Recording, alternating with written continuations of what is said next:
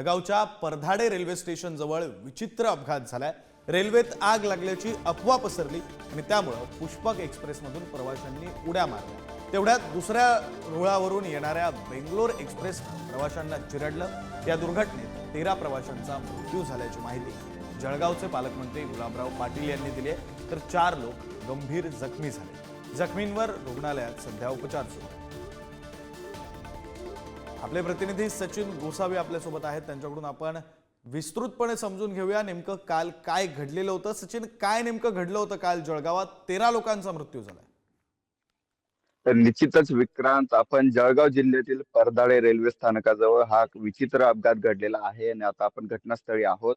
आपण जर बघितलं तर या ठिकाणी आपल्याला 2 रेल्वे पटरी दिसतील। एक ही जी आहे ही अप लाईनची रेल्वे पटरी आहे।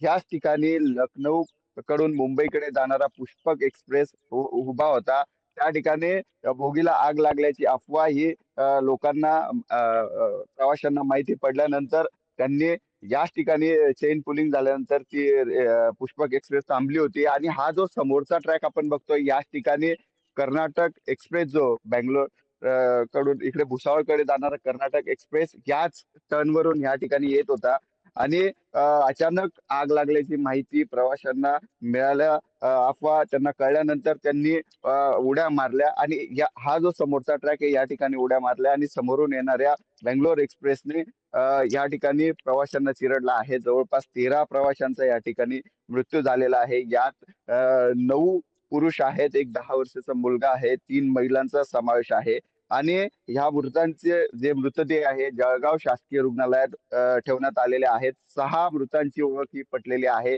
त्यातील काही नेपाळ मधले आहेत, उत्तर प्रदेश मधले काही मृत्यू झालेले आहेत आणि इतर जे मृतदेह आहेत त्यांची DNA चाचणी करून त्यांची माहिती ही त्यांच्या परिवारापर्यंत पोहोचवली जाणार आहे। आता आपण घटनास्थळावर आहेत। आपण बघू शकतो की या ठिकाणी 2 ट्रॅक मध्ये 2 मीटर अंतर असल्यामुळे कुठेतरी हा अपघात घडलेला आहे।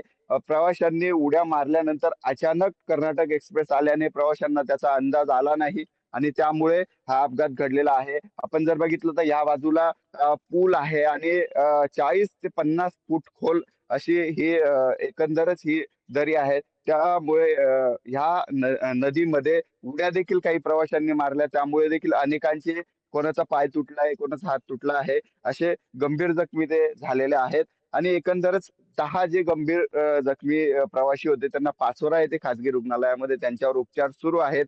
एका बाजूला पूल असल्यामुळे त्यांना उड्या मारता आल्या नाही। दुसऱ्या बाजूला हा जो डाऊन लाईनचा ट्रॅक आहे यावर कर्नाटक एक्सप्रेस हा 110 किलोमीटर प्रति घंट्याच्या वेगाने आल्यामुळे या ठिकाणी प्रवाशांना ते समजलं नाही आणि त्यामुळे हा संपूर्ण अपघात घडलेला आहे। आपण जर बघितलं तर ह्या ठिकाणी दोन्ही बाजूला पूल आहे, त्यामुळे दोन्ही बाजूला साईडने जाताना प्रवाशांना जागाच नव्हती आणि ह्या ठिकाणी 2च मीटर दोन्ही ट्रॅक मध्ये आहे, अप आणि डाऊन लाईनच्या ट्रॅक मध्ये, त्यामुळे हा संपूर्ण भीषण अपघात घडलेला आहे।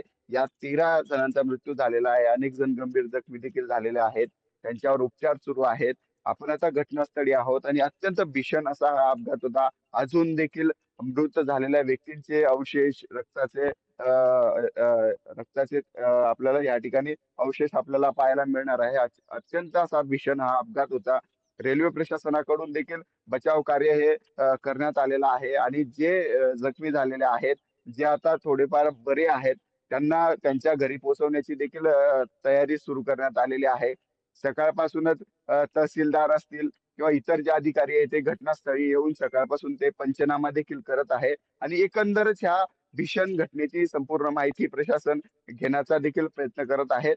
आपण जर बघितलं तर ह्या आता जे 13 लोक मृत्यू झालेले आहेत, यात मृतांची संख्या देखील वाढण्याची शक्यता वर्तवण्यात आलेली आहे आणि एकंदरच हा जो भीषण अपघात होता यामुळे संपूर्ण राज्यामध्ये आणि देशामध्ये खळबळ उडाल्याचं देखील आपल्याला पाहायला मिळालं आहे। विक्रांत, बरं, धन्यवाद सचिन, तुम्ही दिलेल्या या सगळ्या सविस्तर माहितीसाठी। हा अपघात नेमका कसा झाला हे आपल्या प्रतिनिधींनी आपल्यापर्यंत पोहोचवलंय, मात्र त्यावेळी जे प्रत्यक्षदर्शी होते त्या प्रत्यक्षदर्शींनी नेमकी काय प्रतिक्रिया दिली आपण त्या प्रतिक्रिया सुद्धा पाहूया।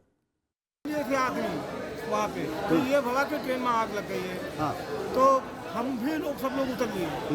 उसके बाद एक टीटी बताई मैं बैठ लूँ, तो हम लोग बैठ लिए। बहुत यात्री रह गए हैं वहाँ पे। पैसेंजर के वो डर के वो साइड को टूट गए। हाँ। अपकमिंग ट्रेन था, उन्होंने क्रश कर दिया। ये साइड टूटना चाहिए था, वो साइड टूट गए चालू ट्रेन में। तो उस हिसाब से तो लगभग 40-50 लोग को ऐसा हमने देखा। उसका पैर कट गया है। हाँ उधर से नीचे उधर गया था, उस साइड में भाग के जा रहा था, उधर से उधर ट्रेन आ रहा था। हाँ तो ट्रेन में लग गया था नीचे से उसको। तो ये कम से कम 20 से 25-30 आदमी कटा है। वो साइड से आ रही थी गाड़ी, ये साइड में आदमी एकदम ये यहाँ पे जो आग लगी थी, तो फिर बोला गया कि इस ट्रेन में आग लग गई। आग लगने के बाद पब्लिक सारा उतर गया, फिर बाहर हो गया। फिर उधर से गाड़ी जा रही थी, बहुत इतनी फास्ट थी गाड़ी कि पूछो मत। पता नहीं कितना आदमी घायल हो गया है, और कम से कम 30 से 40 आदमी फिर एम्बुलेंस में लेके फिर पोस्टमार्टम के लिए ले गया है। अचानक कुछ लोग तो समझदारी के कि लोहे में इतनी जल्दी आग लगेगी नहीं, तो इधर कूदे, और कुछ लोग उधर कूदे तो डायरेक्ट पटरी पर गिरे, और पटरी पर ठीक 4-5 सेकंड बाद उधर से गाड़ी आई और फिर सफाया कर गई। और कहने का मतलब उन्होंने ब्रेक भी मारा अचानक अचानक में पब्लिक खड़बड़ाई, इधर बोल रहे हैं आग लग गया, हम भी लोग कूदने लगे सर जी, ऐसा हुआ। दरम्यान या दुर्घटनेतील मृतांसाठी मुख्यमंत्री देवेंद्र फडणवीस यांनी 5 लाखांची मदतीची घोषणा केलेली आहे। त्यांच्या कुटुंबियांनाही मदत दिली जाईल, तर रेल्वे प्रशासनाने मृतांच्या नातेवाईकांना 5 लाखांची मदत दिली जाणार आहे। जखमींना 50,000 रुपये दिले जाणार आहेत। जळगाव जिल्ह्यातील पाचोऱ्या नजीक अतिशय भीषण अशा प्रकारचा अपघात किंवा ही दुर्घटना घडलेली आहे। त्यामुळे सर्व जखमींची व्यवस्था ही करण्यात आलेली आहे। माझं जिल्हा प्रशासनाशी बोलणं झालंय, पोलीस प्रशासनाशी बोलणं झालं आणि मंत्री महोदयांशी बोलणं झालेलं आहे। ज्यांना जे त्या ठिकाणी मृत आहेत त्यांच्या कुटुंबाला 5 लाख रुपये मदत ही महाराष्ट्र सरकारच्या वतीनं आम्ही देणार आहोत। आणि जे जखमी आहेत त्यांचा संपूर्ण उपचार हा वेगवेगळ्या हॉस्पिटल्समध्ये जिथे जिथे ते आहेत तो सगळा मोफत उपचार त्या ठिकाणी करण्यात येईल।